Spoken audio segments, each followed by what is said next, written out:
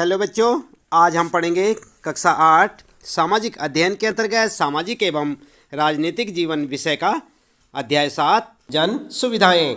हम आपको बताएंगे बच्चों इस पाठ से संबंधित प्रश्नों के उत्तर अभ्यास प्रश्न उत्तर में। तो चलिए शुरू करते हैं। सबसे पहला प्रश्न है यहाँ पर आपको ऐसा क्यों लगता है कि दुनिया में निजी जलापूर्ति के उदाहरण कम हैं? तो क्या लिखेंगे आप उत्तर? आपने पाठ तो पढ़ लिया होगा बच्चों। उत्तर में लिख सकते हैं निजी जल पूर्ति के कम उदाहरण के कारण, और हेडिंग डालकर लिखेंगे बच्चों, पॉइंट बनाकर लिखें। नंबर 1, जलापूर्ति एक आवश्यक जन सुविधा है जो सभी लोगों को उपलब्ध होनी चाहिए। ठीक है। दूसरा पॉइंट लिखेंगे बच्चों, निजी कंपनियां सिर्फ लाभ के लिए काम करती हैं, इसलिए वे सभी लोगों के लिए जलापूर्ति नहीं कर पाती। आई बात समझ में? तीसरा पॉइंट लिखेंगे बच्चों, यदि निजी कंपनियां सभी लोगों को जलापूर्ति की सुविधा प्रदान करती हैं तो कीमतें बहुत ऊंची होती हैं। ठीक है। इस प्रकार से आप अपने इस पहले प्रश्न का उत्तर लिख सकते हैं बच्चों। इसके बाद शुरू होता है फिर यहाँ पर आपका दूसरा प्रश्न है, क्या आपको लगता है कि चेन्नई में सबको पानी की सुविधा उपलब्ध है और वे पानी का खर्च उठा सकते हैं? चर्चा करें। तो यहाँ पर आपने बच्चों चर्चा करनी है आपस में, चाहे तो आप अपने टीचर से मिलकर चर्चा कर सकते हैं। उत्तर में लिख सकते हैं आप, उत्तर लिखेंगे नहीं, चेन्नई में सबको पानी की सुविधा उपलब्ध नहीं है, और फिर पॉइंट बनाकर लिखेंगे। उदाहरण के लिए नंबर 1, अन्ना नगर में बाकी इलाकों की अपेक्षा पानी की आपूर्ति ठीक है। दूसरा पॉइंट लिखेंगे बच्चों, मैलापुर और मणिपाक्कम में पानी की आपूर्ति कम है, लेकिन यहाँ के निवासी बाजार से पानी खरीद सकते हैं। ठीक है। तीसरा पॉइंट लिखेंगे, सैदापेट में भी पानी की आपूर्ति कम है, यहाँ के लोग गरीब हैं और वे बाजार से पानी नहीं खरीद सकते। ठीक है बच्चों, आप अपनी पाठ्य पुस्तक में भी पढ़ सकते हैं। इसके बाद अगला है बच्चों तीसरा प्रश्न, किसानों द्वारा चेन्नई के जल व्यापारियों को पानी बेचने से स्थानीय लोगों पर क्या असर पड़ रहा है? क्या आपको लगता है कि स्थानीय लोग भूमिगत पानी के इस दोहन का विरोध कर सकते हैं? क्या सरकार इस बारे में कुछ कर सकती है?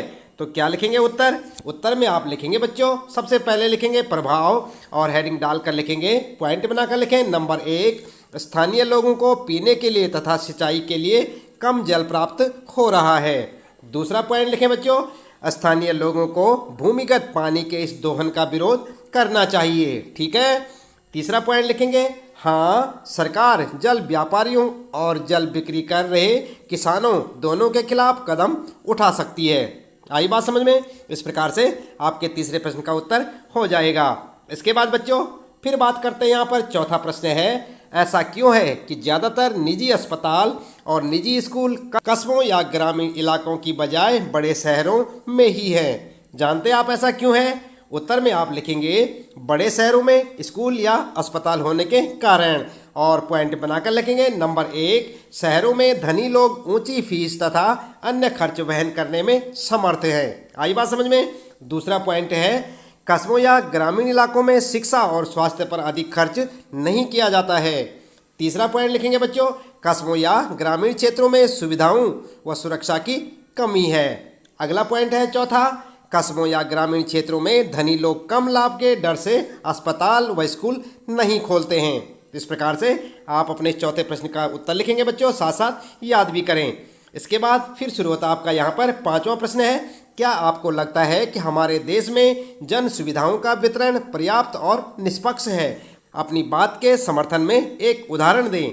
उत्तर में आप लिख सकते हैं बच्चों, हमारे देश में जन सुविधाओं का वितरण न तो पर्याप्त है और न ही निष्पक्ष है। उदाहरण के लिए चेन्नई की झुग्गी बस्ती में न तो शौचालय और न ही हर झुग्गी में पानी की व्यवस्था है।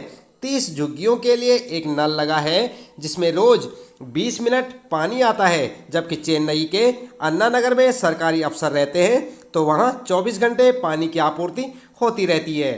ठीक है। इस प्रकार से आप अपने इस पांचवें प्रश्न का उत्तर लिख सकते हैं बच्चों। ये था आपका पांचवा प्रश्न, और इसके बाद आगे बात करते हैं यहाँ पर फिर शुरू होता आपका छठा प्रश्न है बच्चों, अपने इलाके की पानी, बिजली आदि कुछ जन सुविधाओं को देखें, क्या उनमें सुधार की कोई गुंजाइश है? आपकी राय में क्या किया जाना चाहिए? इस तालिका को भरें।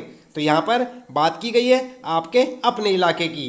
ठीक है बच्चों, तो तो यहाँ पर जो है आपको प्रश्न में इस प्रकार की एक टेबल देखने को मिलेगी और यहाँ पर लिखा है पानी, यहाँ पर बिजली, यहाँ पर सड़क और यहाँ पर सार्वजनिक परिवहन। और यहाँ पर आप देख सकते हैं क्या यह उपलब्ध है, इधर आप देख सकते हैं उसमें कैसे सुधार लाया जाए। तो ये तालिका को आपको भरना होगा बच्चों। तो इसलिए क्योंकि यहाँ पर आपके इलाके की बात की जा रही है तो आप अपने हिसाब से यहाँ का उत्तर लिख सकते हैं, इस तालिका को भर सकते हैं। आप स्वयं से इस तालिका को भरें। ठीक है बच्चों। इसके बाद अगला प्रश्न है फिर 7वां, क्या आपके इलाके के सभी लोग उपरोक्त जन सुविधाओं का समान रूप से इस्तेमाल करते हैं? विस्तार से बताएं। तो ध्यान दें बच्चों, इस 7वें प्रश्न में भी आपके अपने इलाके यानी कि जहां पर आप रहते हैं उस इलाके की बात की जा रही है, इसलिए इसका उत्तर भी आप स्वयं से लिखेंगे। आई बात समझ में? इसका उत्तर आप अपने हिसाब से लिख सकते हैं।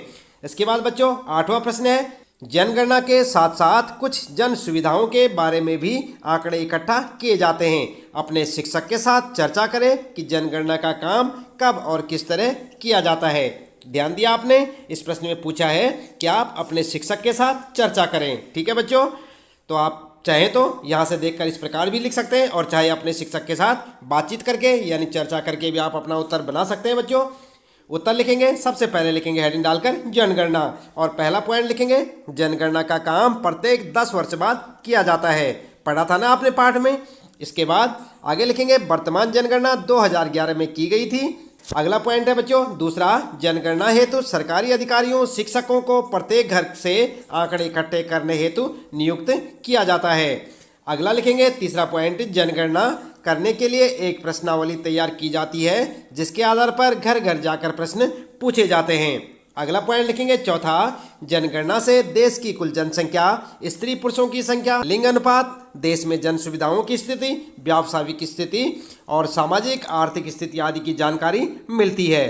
ठीक है, क्या क्या होता है जनगणना से? ये सारे फायदे होते हैं बच्चों, इन सब की जानकारियां मिल जाती हैं। तो आप इस प्रकार से अपने इस प्रश्न का उत्तर लिख सकते हैं बच्चों। इसके बाद बात करते हैं यहाँ पर फिर 9वां प्रश्न है, हमारे देश में निजी शैक्षणिक संस्थान, कॉलेज, विश्वविद्यालय, तकनीकी और व्यावसायिक प्रशिक्षण संस्थान बड़े पैमाने पर खुलते जा रहे हैं।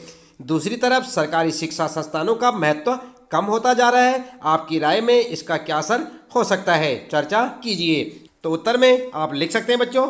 उत्तर लिखेंगे प्रभाव और हेडिंग डालकर लिखेंगे नंबर 1, सरकारी संस्थानों का धीरे धीरे महत्व कम हो रहा है और निजी संस्थानों की मनमानी बढ़ रही है। दूसरा पॉइंट लिखेंगे गरीब लोग उच्च शिक्षा से वंचित रह जाएंगे। तीसरा पॉइंट लिखेंगे इससे शिक्षा व्यवस्था और अधिक महंगी हो जाएगी।